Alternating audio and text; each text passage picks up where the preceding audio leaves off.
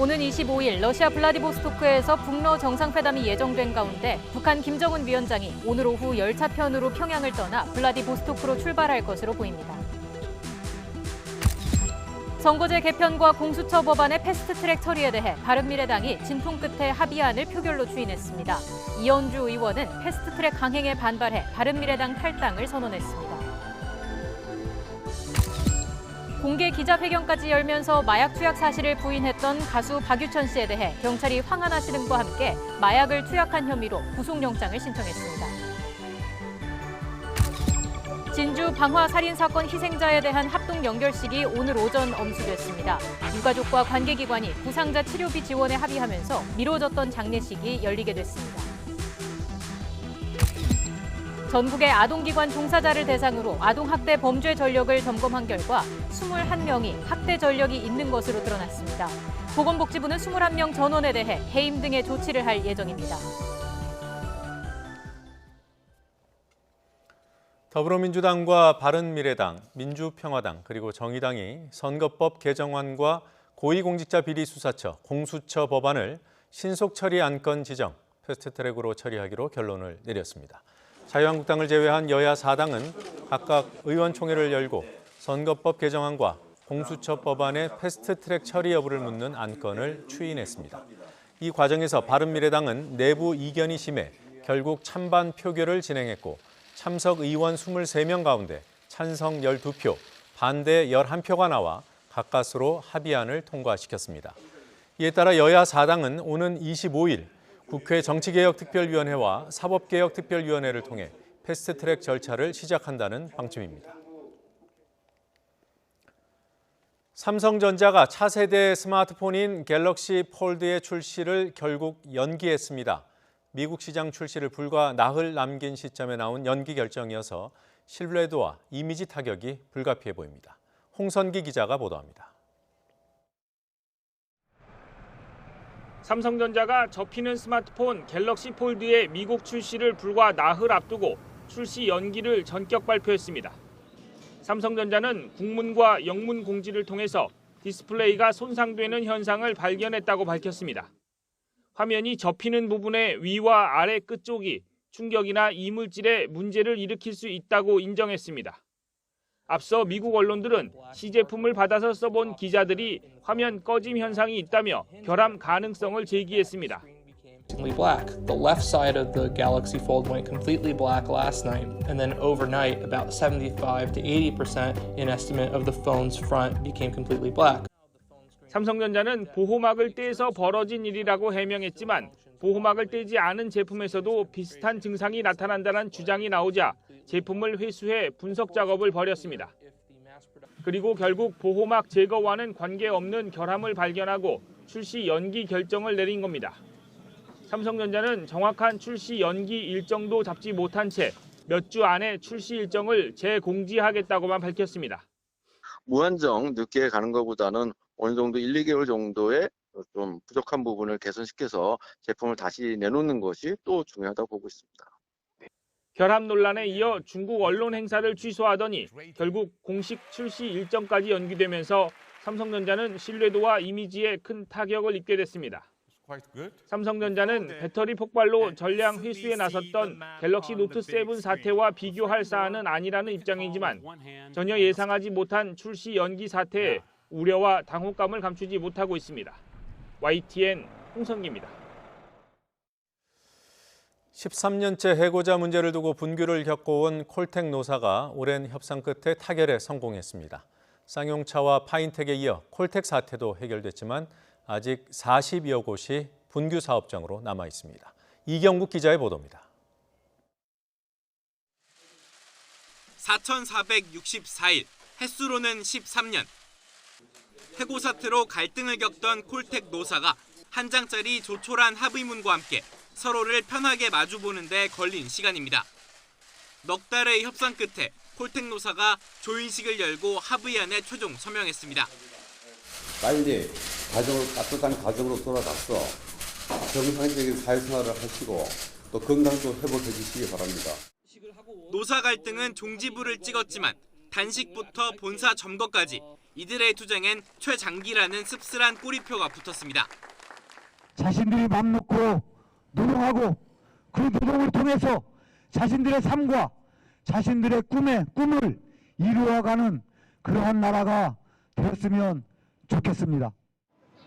앞서 올해 초 75m 높이의 굴뚝 위에서 고공농성을 벌인 파인텍 노동자들도 단식까지 불사한 끝에 일터로 돌아갔고 함께 해주신 전국의 수많은 분들께 이 자리를 빌어서도 감사하다는 말씀을 드리겠습니다. 지난해 쌍용차 해고 노동자들도 9년 만에 복직하는 등 길었던 갈등은 연이어 마침표를 찍었습니다. 전문가들은 정부의 노력과 함께 달라진 사회적 분위기가 원동력이라고 말합니다. 갈등이 극한적인 형태 부분이 그대로 잔존해 있는 거 그거 갖다 풀어야 된다는 그런 사회적 분위기도 작동했다고 봐야 될 거예요. 지난 1월 기준 민주노총이 파악한 전국에 남은 투쟁 사업장은 모두 40여 곳. 사회가 함께 풀어야 할 숙제는 여전히 남아 있습니다. YTN 이경국입니다.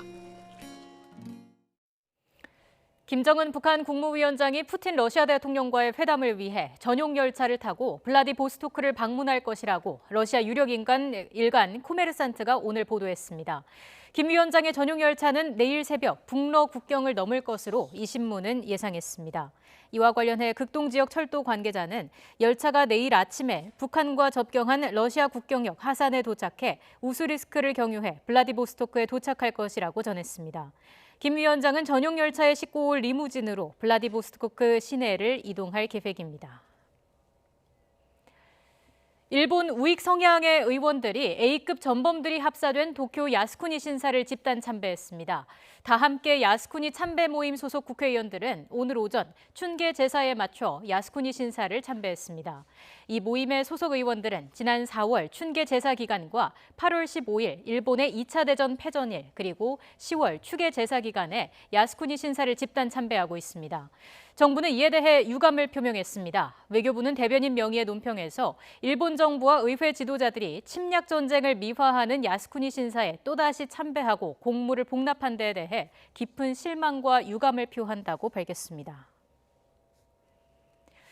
중국 칭다오에서 열리는 국제 관함식에 미국이 불참했습니다. 일본은 제국주의 침략의 상징인 우길기를 달고 참가했습니다. 그 배경을 강성웅 특파원이 짚어봤습니다. 중국 칭다오의 해군기지, 오스트레일리아와 인도 등 외국 군함들의 입항이 속속 이어지고 있습니다. 우리나라의 2,500톤급 신형 호위함인 경기함도 모습을 드러냈습니다. 중국 해군 창설 70주년 기념 관함식에 참가하는 행렬입니다. 항공母舰、辽宁舰、新型核潜艇、新型驱逐舰、战机等在内，有些舰艇是第一次亮相。 하지만 세계 최대의 해군력을 보유한 미국은 불참을 선언했습니다. 동아시아에서 팽창일로의 중국 해군력을 더 용인하지 않겠다는 표시로 보입니다. 나아가 미 해군은 남중국해에서 항행의 자유에 따른 훈련을 계속하면서 중국 견제에 나섰습니다. We conduct freedom of navigation operations throughout the entire world. We enforce maritime law, and whenever there are disputes or challenges, we go ahead. 중국 주최 관함식에 일본은 제국주의 침략의 상징인 우길기까지 달고 참가했습니다. 교도통신은 중국이 우길기를 문제 삼지 않았다고 보도했습니다.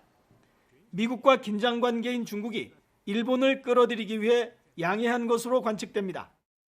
일본으로서는 중국과의 군사협력이 한국에 대한 압력이 될 수 있다는 계산을 한 것으로 분석됩니다. 군사력 과시 행사인 관함식의 물밑에서는 치열한 외교전이 펼쳐지고 있습니다. YTN 강성웅입니다. 어제 오후 필리핀에서 발생한 강진으로 오늘 오전 현재 사망자가 최소 11명 이상으로 늘어났습니다.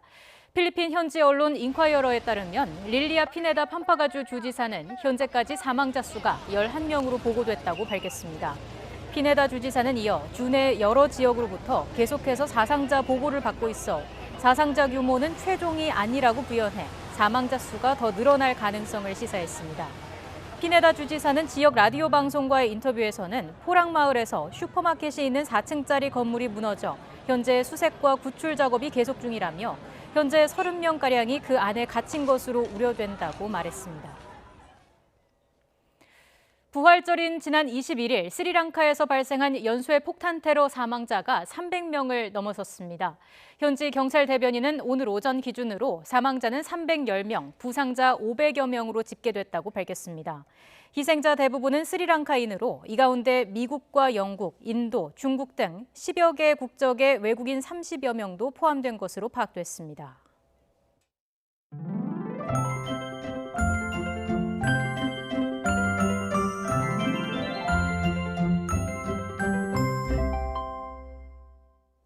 하늘이 점점 흐려지고 있는데요. 현재 충청 이남 지방을 중심으로 비가 내리고 있습니다. 퇴근길 무렵에는 전국으로 확대되겠는데요.